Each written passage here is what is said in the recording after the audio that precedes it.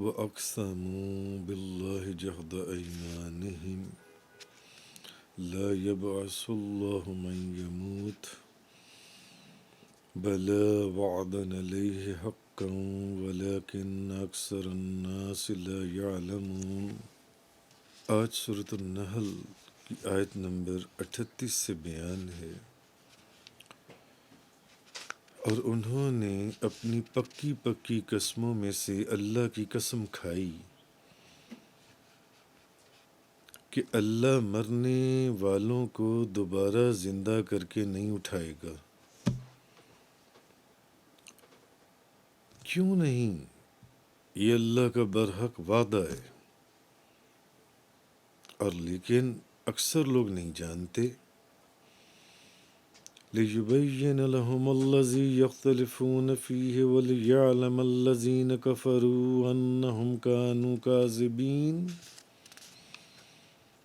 تاکہ وہ ان پر اس حقیقت کو کھول دے جس میں وہ اختلاف کرتے تھے،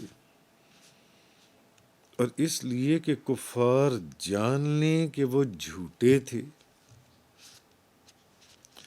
انما قولنا لشيء اذا اردناه ان نقول له كن فيكون، اور ہم جس چیز کا ارادہ کرتے ہیں، انما قولنا لشيء اذا اردناه ان نقول له كن فيكون، اور ہم جس چیز کا ارادہ کرتے ہیں تو اس کے متعلق ہمیں صرف یہ کہنا ہوتا ہے کہ ہو جا، سو وہ ہو جاتی ہے۔ تو آج سورۃ النحل کی آیت نمبر 38 سے بیان ہے۔ اب ان کا شان نزول کیا ہے؟ شان نزول یہ ہے کہ ایک مشرک ایک مسلمان کا مکروس تھا، تو مسلمان نے اس مشرک سے کہا کہ بھی میرا قرضہ جو ان سے واپس کرو، جو تم نے قرضہ لیا ہوا ہے اس کو واپس لوٹاؤ۔ تو ابھی گفتگو دونوں کے اندر چل رہی تھی، اس مشرک کے اندر اور اس مسلمان کے اندر۔ تو گفتگو کے دوران اس نے اس طرح اللہ کی قسم کھائی، اس نے کہا کہ اس کی قسم جس سے میں مرنے کے بعد ملنے کی تمنا رکھتا ہوں، مسلمان نے، کہ اس نے یہ قسم کھائی، اور قسم اس نے اس طرح کھائی کہ اس کی قسم جس سے میں مرنے کے بعد ملنے کی تمنا رکھتا ہوں۔ یعنی مسلمانوں کا تو یہ عقیدہ ہے نا کہ مرنے کے بعد اٹھنا ہے، قیامت کا وقوع ہے، جزا اور سزا کا ایک نظام ہے سارا۔ تو اس نے قسم یہ کھائی جب وہ اپنا قرض مانگ رہا تھا کہ میرا قرضہ جو ان سے لیا ہوا ہے وہ تو واپس کرو، میرا پیسہ جو ان سے، یا جو بھی چیز تھی۔ تو اب اس نے قسم کھائی کہ اللہ کی قسم کھائی کہ اس کی قسم جس سے میں مرنے کے بعد ملنے کی تمنا رکھتا ہوں۔ تو مشرک کہنے لگا کہ تمہارا کیا خیال ہے کہ مرنے کے بعد تم اٹھو گے؟ تم مرنے کے بعد دوبارہ زندہ کیے جاؤ گے، دوبارہ اٹھائے جاؤ گے؟ اور مشرک نے قسم کھا کر کہا کہ اللہ مردے نہیں اٹھائے گا، یعنی جو ایک دفعہ مر جائیں گے ان کو اللہ نے کیوں دوبارہ اٹھانے؟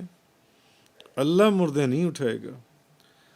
تو اس پر یہ آیت نازل ہوئی اور فرمایا کہ اللہ تعالیٰ کیوں مردوں کو نہیں اٹھائے گا؟ یقیناً اللہ مردوں کو اٹھائے گا، اور یہ اس کا سچا وعدہ ہے، لیکن اکثر لوگ اس اٹھائے جانے کی حکمت اور اس کی قدرت نہیں جانتے۔ یعنی اس نے تو کہا کہ اس نے تو قسم یہ کھائی نا کہ اس کی قسم جس سے میں مرنے کے بعد ملنے کی تمنا رکھتا ہوں۔ تو مشرک نے کہا کہ تمہارا کیا خیال ہے کہ تم مرنے کے بعد دوبارہ اٹھو گے؟ نہیں، ایسا نہیں ہوگا جو ان سے، وہ مشرک کہنے لگا۔ تو بعض لوگوں کا یہ خیال تھا، کفار کہتے تھے کہ مرنے کے بعد، اسی لیے تو وہ بے باک تھے اور نڈر تھے اور نافرمان تھے۔ تو حضرت ابن عباس رضی اللہ تعالی عنہما بیان کرتی ہیں کہ آپ فرماتے ہیں، بخاری شریف کی حدیث ہے کہ نبی پاک صلی اللہ علیہ وسلم نے فرمایا کہ اللہ تعالیٰ فرماتا ہے، ابن آدم نے میری تکذیب کی اور اس کو یہ سزاوار نہ تھا، اور اس نے مجھے گالی دی اور اس کو یہ لائق نہ تھا۔ نبی پاک صلی اللہ علیہ وسلم نے فرمایا کہ اللہ تعالیٰ فرماتا ہے، اللہ فرماتا ہے کہ ابن آدم نے میری تکذیب کی، مجھے جھٹلایا، اس کو ایسا نہیں کرنا چاہیے تھا، اس کو یہ سزاوار نہ تھا، اور اس نے مجھے گالی دی اور اس کو یہ لائق نہیں تھا۔ اب نبی پاک صلی اللہ علیہ وسلم فرماتے ہیں کہ تکذیب کیا ہے اور گالی کیا ہے، تو اس نے میری تکذیب کی ہے وہ یہ کہ میں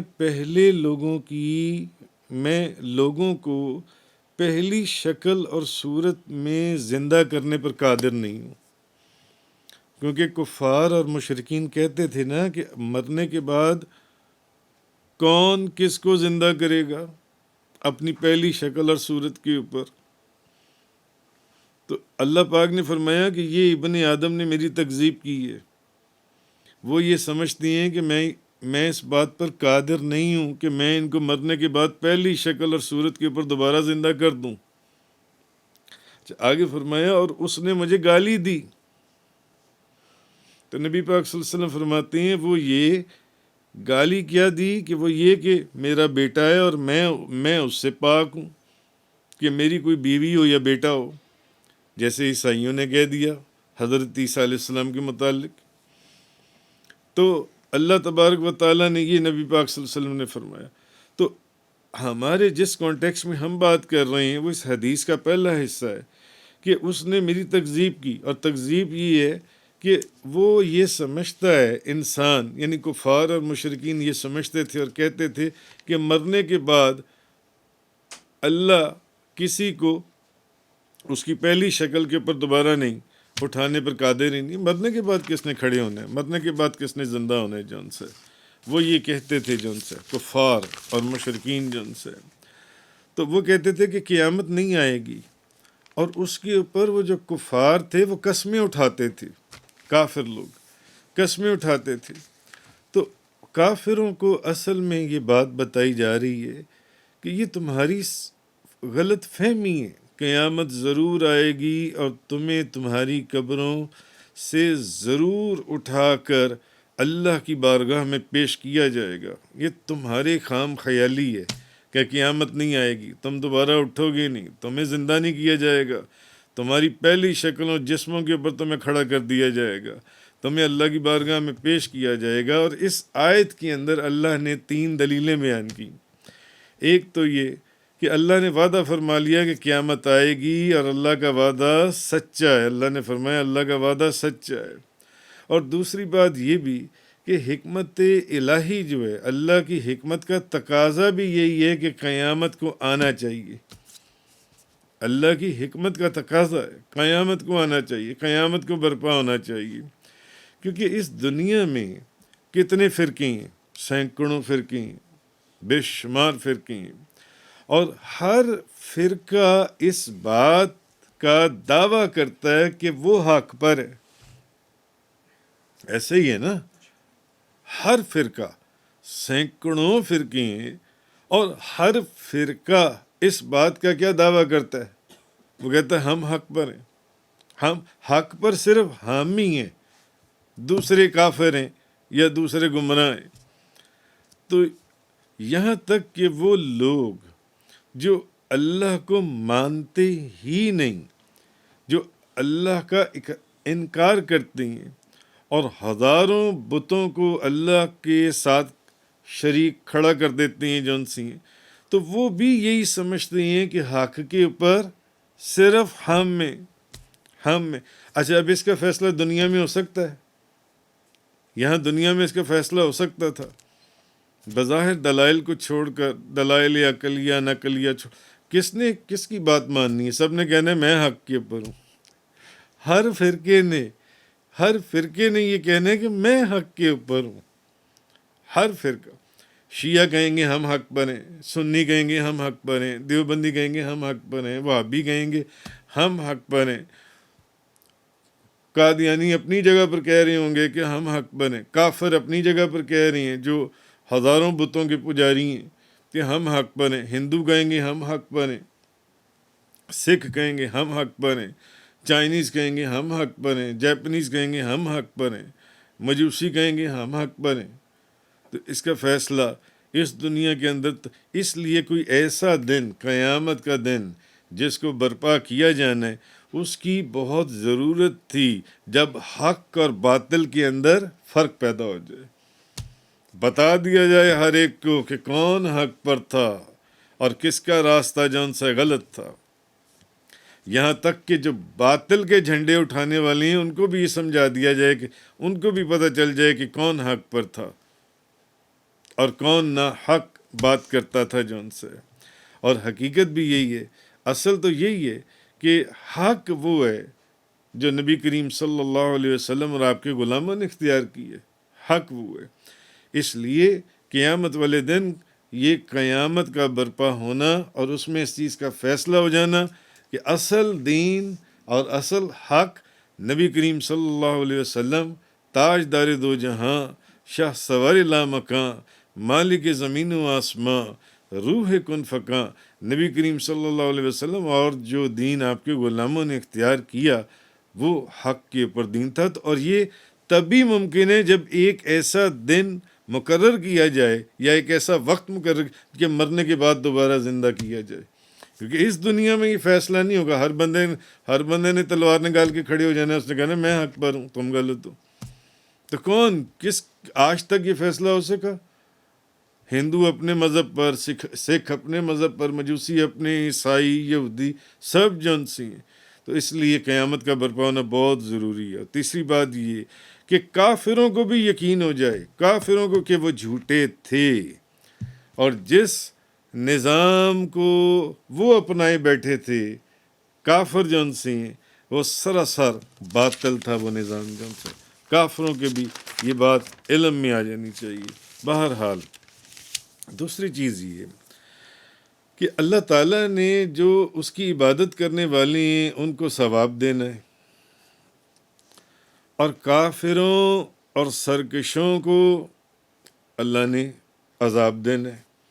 ایک وہ لوگ ہیں جن کو ثواب دینا ہے اور دوسرے کون لوگ ہیں جن کو عذاب دینا ہے. ظالموں کو ان کے ظلم کی سزا دینی ہے، اور جو مظلوم ہیں ان کو ان ظالموں کا ظلم سہنے کی وجہ سے جزا دینی ہے. عبادت گزاروں کو ثواب دینا ہے، گناہ گاروں کو اس نے عذاب دینا ہے، سرکش اور نافرمانوں کو. اسی طرح ظالموں کو ان کے ظلم کی سزا دینی ہے، اور جن پر ظلم کیا گیا ان کو اس ظلم کو سہنے کی جزا دینی ہے. ایسا ہی ہے نا یہ جو نظام، ایسا عقل اسی چیز کو سمجھتی ہے نا. تو اگر اس جہان کے بعد کوئی دوسرا جہان ہی نہ ہو تو پھر عبادت گزاروں کو جو عبادت کرنے والے ہیں ان کو ثواب کیسے ملے گا؟ ان کو ثواب کیسے ملے گا جن سے؟ اور کافروں کو عذاب کیسے ملے گا؟ کافروں کو عذاب کیسے ہوگا؟ اور ظالم جو ہے وہ بغیر سزا کے، جس کو سزا ملنی چاہیے تھی، اور مظلوم جس کو جزا ملنی چاہیے تھی، وہ بھی خالی رہ جائیں گے. اور جن کو ثواب ملنا چاہیے تھا وہ بھی خالی رہ گئے، اور جن کو عذاب ملنا چاہیے تھا وہ بھی خالی رہ گئے. یعنی عبادت کرنے والوں کو ان کا ثواب نہ ملا، اور گناہ کرنے والوں کو جو عذاب نہ ملا، اور جنہوں نے ظلم کیا ان کو اس کی سزا نہ ملی، اور جن پر ظلم کیا گیا ان کو اس کی جزا نہ ملی. تو یہ اس کی حکمت کے خلاف ہے. یہ ایسا نہیں ہے. ظلم کرنے والے کو اس کی سزا ملے گی، اور جس نے وہ ظلم سہا اس کو اس کی جزا ملے گی، اور جس نے نیکی کی، عبادت کی، اس کو اس کا ثواب ملے گا، اور جس نے گناہ کیا اس کو اس کا عذاب ملے گا. تو اس لیے بھی قیامت کا وقوع ہونا بہت ضروری ہے، تاکہ یہ تمام نظام، یہ جو سارا سسٹم ہے، اس کو مکمل کیا جائے جو ان سے۔ تو اللہ تعالیٰ کے لیے تمام انسانوں کو یہ کہتے ہیں کہ مرنے کے بعد اللہ اس چیز پر قادر ہی نہیں ہے کہ یہ دوبارہ اپنی پہلی شکل اور صورت میں بندے کو اٹھا کر کھڑا کر دے؟ نہیں، اللہ تعالیٰ کے لیے تمام انسانوں کو، اربوں خربوں جتنے بھی انسان، تمام انسانوں کو بیک وقت زندہ کر دینا یا پیدا کر دینا بالکل ایسے ہی ہے جیسے کسی ایک انسان کو زندہ کر دینا یا پیدا کرنے کی طرح۔ اس کے لیے کوئی مشکل ہے کہ ایک بندہ زندہ کرنا، پیدا کرنا آسان ہے؟ اور نہیں، وہ چاہے تو ایک بیک وقت آنکھ جھپکنے سے پہلے اس کے حکم سے اربوں خربوں انسان پیدا ہو جائے، مرنے والے جن سے۔ وہ چاہے تو ایک سیکنڈ کے اندر تمام انسانوں کو ہلاک کر دے، سارے انسان مر جائیں جن سے، اور وہ چاہے تو ایک سیکنڈ میں سب کو زندہ کر دے جن سے، سب کو زندہ کر دے۔ تو سورہ لقمان کے اندر ما خلقکم ولا بعثکم الا کنفس واحدہ، تم سب کو پیدا کرنا اور تم سب کو دوبارہ زندہ کر کے اٹھانا اللہ کے نزدیک ایسی ہے جیسے کسی ایک شخص کو پیدا کرنا اور اس کے مرنے کے بعد دوبارہ زندہ کر دینا۔ اب یہ قرآن ہے، تم سب کو پیدا کرنا اور تم سب کو دوبارہ زندہ کر کے اٹھانا اللہ کے نزدیک ایسی ہے جیسے کسی ایک شخص کو پیدا کرنا اور اس کو مرنے کے بعد دوبارہ زندہ کر دینا۔ اللہ ہر چیز پر قادر ہے۔ سورۃ القمر کی آیت نمبر 50 کے اندر ہے، ہمارا کام تو ایک لمحے کی بات ہے، جیسے پلک کا جھپکنا، پلک کا جھپکنا۔ تو اصل میں اس آیت میں یہ بات فرمائی گئی کہ ہم جس چیز کا ارادہ کرتے ہیں اس کے متعلق بس ہمیں صرف اتنا کہنا ہوتا ہے کہ ہو جا، تب وہ ہو جاتی ہے۔ ہمیں اس کے لیے کوئی فیکٹریاں نہیں لگانی پڑتی، ان میں کوئی مشینیں نہیں انسٹال کرنی پڑتی، کوئی را مٹیریل نہیں خریدنا پڑتا، وہ ہر چیز پر قادر ہے۔ صرف اتنا کہنے کی دیر ہے کہ ہو جا، اور وہ ہو جاتی ہے، بس۔ تو اس طرح وہ چاہے تو کروڑوں اربوں انسانوں کو ایک سیکنڈ میں پیدا کر دے، چاہے تو کروڑوں اربوں انسانوں کو ایک سیکنڈ کے اندر ہلاک کر دے، سب ختم ہو جائیں جون سے۔ اسی طرح قرآن کریم سورہ یاسین شریف کے اندر انما امرہ اذا اراد شیئا ان یقول لہ کن فیکون، اس کا کام یہ ہے کہ جب وہ کسی چیز کا ارادہ کرتا ہے تب وہ اس چیز سے فرماتا ہے ہو جا، تب وہ ہو جاتی ہے۔ تو حضرت سلیمان علیہ السلام کے وزیر آصف بن برقیہ کا واقعہ آپ لوگ کئی دفعہ سن چکے ہیں، جن سے پلک جھپکنے سے پہلے بلقیس کا تخت حضرت سلیمان علیہ السلام کے سامنے لا کر رکھ دیا انہوں نے، پلک جھپکنے سے بھی پہلے، پلک جھپکنے سے بھی پہلے بلقیس کا تخت، وہ عمارت نما تخت، عمارت نما تخت 40 گز چوڑا ہے، 60 گز لمبا، کتنے 80 گز 40 گز لمبا، جو روایات کے اندر آیا ہے، اتنا بڑا تخت آنکھ جھپکنے سے پہلے، سینکڑوں میل دور سے، آنکھ جھپکنے سے بھی پہلے حضرت سلیمان علیہ السلام کے سامنے جو انسانوں نے لا کے رکھ دیا۔ تو آصف بن برقیہ کو یہ قدرت اور طاقت کس نے عطا فرمائی تھی؟ کس نے عطا فرمائی تھی؟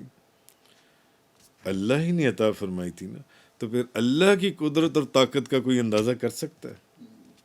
جی، وہ چاہے تو آپ کے پلک جھپکنے سے پہلے اس جہان جیسے کروڑوں جہان پیدا کر دے۔ اللہ کی قدرت کا کوئی اندازہ نہیں کر سکتا۔ آپ کی اگر آصف بن برقیہ سینکڑوں میلوں سے اتنا بڑا تخت آنکھ جھپکنے سے پہلے حضرت سلیمان علیہ السلام کے فرمان پر ان کے سامنے لا کر رکھ سکتی ہیں. تو ان کو یہ طاقت اور قدرت کس نے عطا فرمائی تھی؟ جس نے عطا فرمائی تھی، اگر اللہ چاہے تو وہ آنکھ جھپکنے سے پہلے جس جہان میں ہم بس رہے ہیں اس جیسے کروڑوں جہان پیدا کرتے. یہ چیز ان آیات کے اندر انما قولنا لشیء اذا اردناه ان نقول له کن فیکون. اور ہم جس چیز کا ارادہ کرتے ہیں تو اس کے متعلق ہمیں صرف یہ کہنا ہوتا ہے کہ ہو جا، سب ہو جاتی ہے. تفسیر قرآن کا یہ لیکچر انگلش میں سننے کے لیے براہ کرم ڈسکرپشن میں موجود لنک پر کلک کریں.